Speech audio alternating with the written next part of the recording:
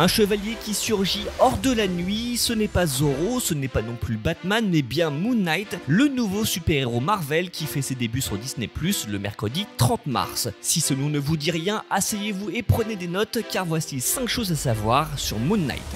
Numéro 1, un héros aux deux visages. Nouvelle série Marvel sur Disney+, Moon Knight raconte les aventures de Stephen Grant, un employé de boutique de souvenirs d'un musée qui découvre qu'il a un trouble dissociatif de l'identité et qu'il partage son corps avec le mercenaire Mark Spector, qui revêt la cape de Moon Knight pour le compte du dieu égyptien Khonsu. What are you? Are you like living inside of me? It's a little more complicated than that. The most thing I liked about the character is the duality between the two of them. I always thought that every one of us has like duality in him. Each one of us has the persona, the person that you showed to the world, and the person inside, the real person inside of you. The persona is a mask. That's why I think at the end, even though in this particular case, Mark and Steven have DID, dissociative identity disorder, but everyone can identify to them because everyone sees himself like that. We all always see it in cinema as something as very simplistic as someone who's Dr. Jekyll and Mr. Hyde, someone bad and someone good. I don't think it's very much more complicated than that. Numéro 2, une préparation physique et mentale.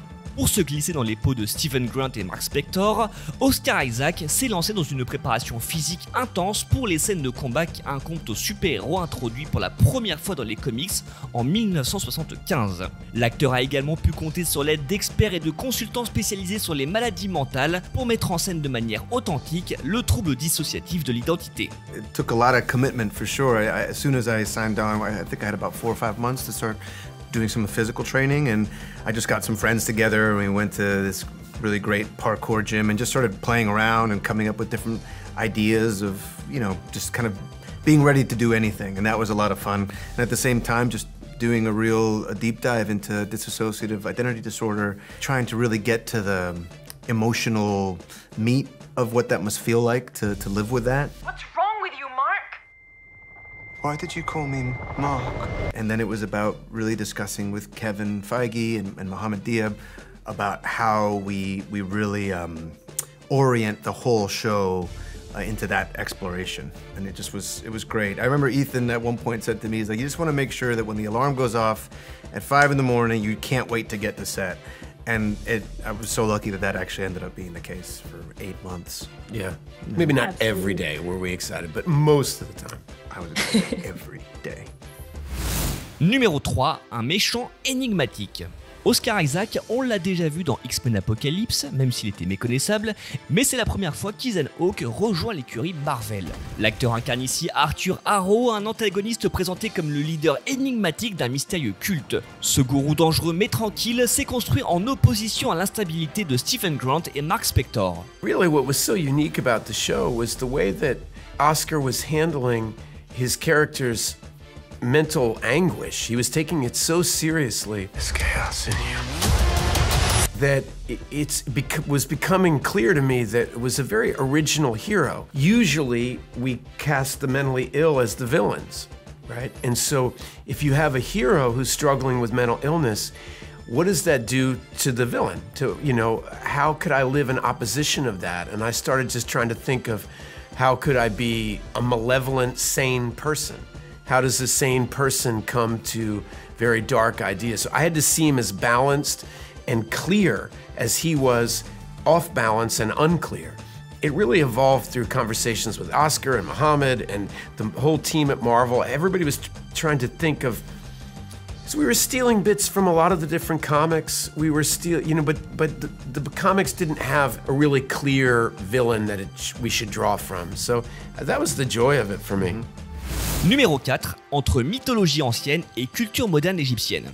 Premier réalisateur arabe à travailler pour Marvel, Mohamed Diab s'est fait connaître grâce à ses films centrés sur les évolutions de la société égyptienne et présentés à Cannes et Venise. Son expérience et sa personnalité ont convaincu Marvel de lui offrir ce poste de réalisateur et de superviseur sur Moon Knight, dans laquelle il peut présenter l'héritage ancien et la culture moderne de l'Égypte d'une manière authentique et rafraîchissante, avec l'aide d'égyptologues chargés de conseiller et d'assurer l'exactitude historique du scénario, des personnages et des décors. What I like liked about the show in all is like, again, Marvel is reinventing themselves. They wanted to do something darker, and a lot of it's set in Egypt, old Egypt and Egyptian mythology. Part of my pitch to get the show was I wanted to show authentic Egypt. I don't like Orientalism when the Middle East in the past or in the present is showed as a very exotic place, dehumanized, and I just wanted to present it the right way. For example, Cairo always, every time you see it in a film, 99% it's not Cairo. It's like